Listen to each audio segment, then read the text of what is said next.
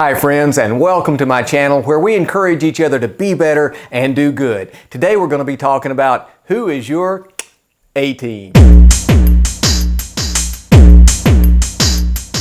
How many of you remember that show back from the 80s, the A-Team? It was a really cool, fun show to watch, wasn't it? Well, if you liked it, it was a cool, fun show to watch. If you didn't like it, it was kind of hokey, I know that. But I just happened to be one of the ones that kind of liked it. So it was a fun show to watch. I mean, here you had this team of guys. It was, let's see, Hannibal and Murdoch and B.A. and Face, and they were kind of soldiers of fortune. And when people were in trouble, when people had problems, when people had challenges or crises in their life that they couldn't handle all on their own, they would call in the A-Team. And the A-Team would swoop in and formulate a plan, right? And then they would do all this kind of weird, funny, crazy stuff and make it work out. And just love it when a plan comes together. And at the end of the episode, everything would be okay. And you know, I think most of us have some teams in our life. I believe that all of us need teams in our life. So what I want to talk about today for just a few minutes is three areas.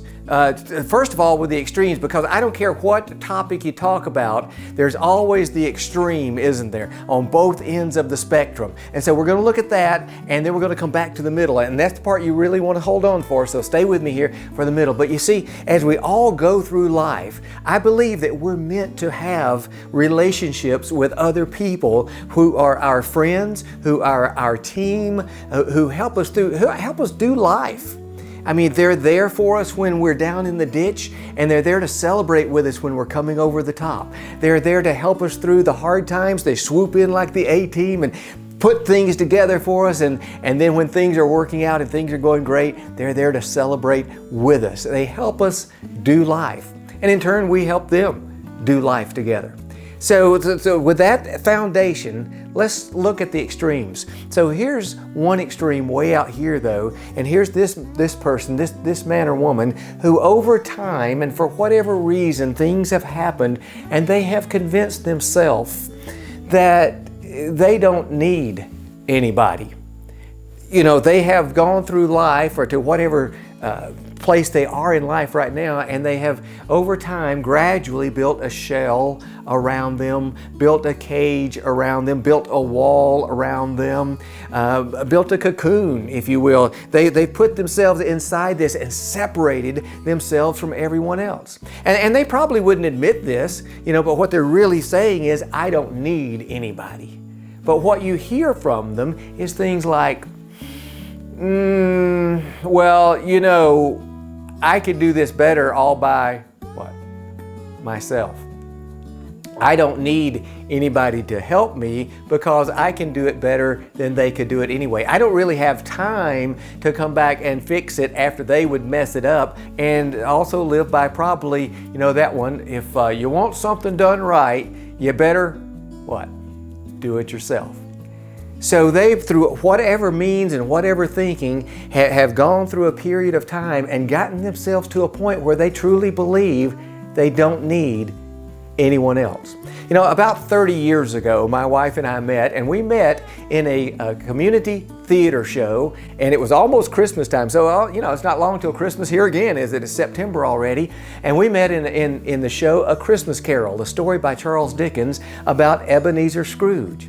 And he was certainly a character who had gotten himself to that point. And the story that Dickens wrote takes him through his life, and you see all the choices he made, the decisions he made, and the times he chose to begin to build that wall, that cocoon around him, and shut others out, till he had gotten to a point where he truly, truly believed he did not need anyone else. Everything else was just extraneous. He could do whatever needed to be done all by himself. And that's really a sad place to be. Of course, by the end of Dickens' story, you know, Ebenezer Scrooge has a revelation, and he changes, and he comes to find happiness by intermingling with others and realizing you can have a team, you can have people. But that is one extreme that's out there, isn't it? That person who says, I don't need anybody. But now let's swing over to the other extreme. Now stay with me, because we're going to come back to the middle in just a second. But the other extreme is down here, we've got the person who says, I don't need anybody. But over on this extreme, we've got the man or the woman who says, nobody needs me. You know, they too have over time convinced themselves as life went along that, you know, what they did really didn't matter to anyone. There was nobody who really cared about them. And they might want a team, they might need a team, but they truly believe they don't have a team. And that's the way they kind of come at it from that point of, I don't have a team, I don't have anybody, no one cares about me. Now, our family has a friend who is in law enforcement. She's a police officer. And a few weeks ago, my daughter called her to ask her a question. And she said, I couldn't take the call. She later got back to Tracy and she said, I'm so sorry I couldn't take your call. She says, I was at work, but I looked down, I had my phone in my hand at the time. I looked down, I saw it was you calling, and I felt bad that I couldn't take the call. And Tracy was like, oh, that's okay. And our friend, the officer, said, no, the reason was, though, I was at that particular moment up in a bucket truck talking to a person who was wanting to jump. And it was my job to talk them down and to save them, to pull them back from that. And Tracy was like, oh, whoa, no problem. You didn't have to call me back. It's perfectly okay. You didn't call me back. Not a problem. It's okay here. So that's okay. But you know, there are people who get to that point, aren't there? And I want to tell you something here. So I've had a bad day. All right. I am filming this video for you guys tonight. And it's about 14 hours later than I originally planned to film it. I normally make these videos first thing in the morning, but I didn't get it done first thing this morning. And then, maybe you know this, maybe you don't, but I also have like a real job. And so it got time for the real job to start. And then some things just didn't click in that real job. Some things got really frustrating. And some things were my fault. Some things were the fault of other people. And some things just, you know, I don't want to go into all the details. You don't need to know them anyway. But needless to say, it turned out by the end of the workday, I was like, I have had a bad day. Now, I know you're thinking, Alan, it doesn't sound like that bad of a day. I know, but you don't know all the details, okay? So trust me, it was a bad day. And I was just in no frame of mind to cheer up anybody, to encourage anybody, to talk to anybody. I was like, this is a bad day. But here's the point.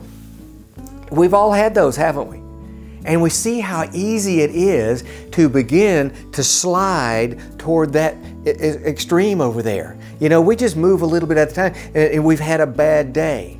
And then before you know it, we have another bad day. And then we've had a bad week, month, a bad year. And before you realize it, you know, life kind of got in the way. This person, this man or woman over here, you know, they had dreams, they had hopes, they had a journey mapped out, and then life got in the way. Things didn't go the way they had planned. It didn't work out the way they had hoped. And now they've gotten to a position that a person in a bucket truck has to be talking to them and pulling them back and saying, yes, you know, there are people who care about you.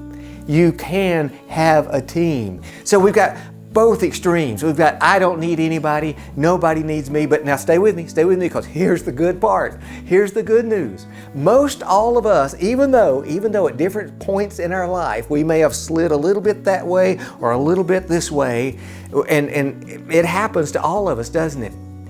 But most of us really are in the middle here, aren't we? We are in the middle. You have a team, and maybe you have several teams. Maybe you have people from your church who love you and do things for you and help you through the tough times in life. Maybe it's some of your neighbors in your neighborhood, and you've lived in the same place for a long time, and you guys socialize together, you have each other over, you know their kids know your kids, you know, all this, and you do life together. Maybe it's work people.